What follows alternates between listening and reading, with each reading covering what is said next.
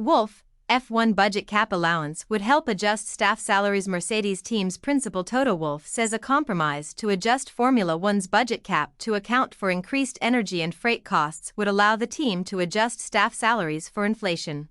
Following the pandemic and the war in Ukraine, inflation in several European countries has soared to its highest level in decades, and the increased energy and transport costs have made it tough for F1's top teams to stay under the $140 million budget cap, with budgets allocated well before the Ukraine invasion began.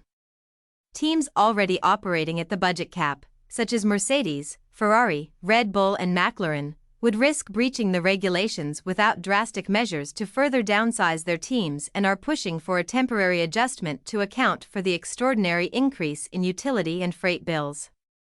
Outfits still working their way up to the budget ceiling are less keen to raise the cost cap and are worried increase the limit would negate the progress that has been made to bring teams closer together.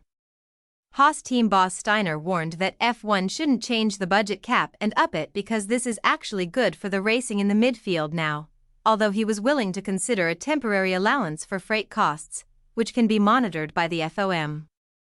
Mercedes chief Wolff stressed that he doesn't want F1 to lift the ceiling just to outmaneuver the smaller teams, but said he wanted to pass some of the extra allowance on to the team's staff to adjust their salaries for inflation.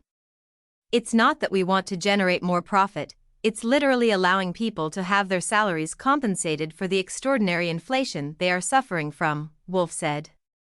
So, it's not that we suddenly want to have more, but let's stick to the fact when we entered the year and the premises that we ended the year, and then let's look at the numbers now. And then hopefully we can find a way to adjust. I think the worst for the sport is having a stubborn position that some of the smaller teams think that the big ones are trying to gain an advantage and we're actually going to screw them by not allowing them to do this, and us on the other side seeking to lift the ceiling, which we don't want to do.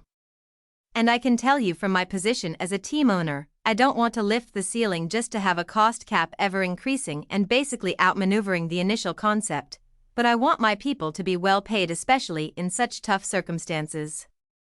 To avoid the risk of F1's bigger spenders funneling any extra budget towards development, Wolff says it is straightforward to monitor the team's accounts and ensure only energy and freights costs are covered, estimating the increase in costs at around £8 million. I think what we can demonstrate is very easy. Our energy costs in Brackley have gone up from £2.5 million to £6.5 million, our freight costs in a similar way, I think it's 2 to 6. Blacken.